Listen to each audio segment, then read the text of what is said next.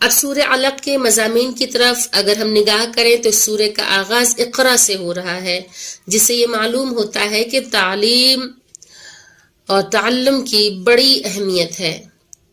کہ سب سے پہلے اس آیت میں اگر ذکر آتا ہے پڑھنے کا، تعلیم کا، تو یہ بہت بڑی بات ہے، کیونکہ الحمدللہ پروردگار عالم نے کسی طور بھی علم حاصل کرنے پہ پابندی نہیں لگائی ہے، بلکہ اس کا آغاز ہی ہوتا ہے کہ علم حاصل کرو، اور علم انسان کو حاصل کرتے رہنا چاہیے۔ اس کی کوئی عمر نہیں ہوتی ہے کہ اس کی ایک عمر لوگوں نے فکس کر دی کہ بس فلاں ایج تک علم حاصل کر سکتے، نہیں، علم انسان کو مہد سے لے کے لحد تک، یعنی گہوارے سے قبر تک انسان کو علم حاصل کرتے رہنا چاہیے۔ اگر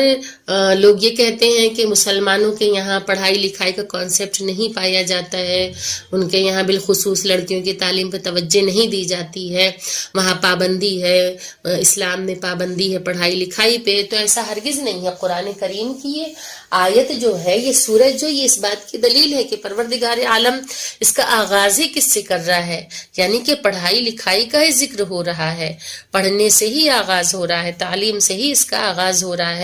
تو یہ جو بہتان لوگ باندھتے ہیں، یہ سراسر غلط ہے، یہ بہتان ہے، یہ جھوٹ ہے کہ کسی طور بھی اسلام نے پڑھائی لکھائی پہ پابندی نہیں لگائی ہے، بالخصوص لڑکیوں پر تو بالکل بھی نہیں، کہ لڑکیاں ہی ایک پڑھا لکھا معاشرہ بنا سکتی ہیں اور اس کی نیو ڈالنے والی ہیں۔ تو اگر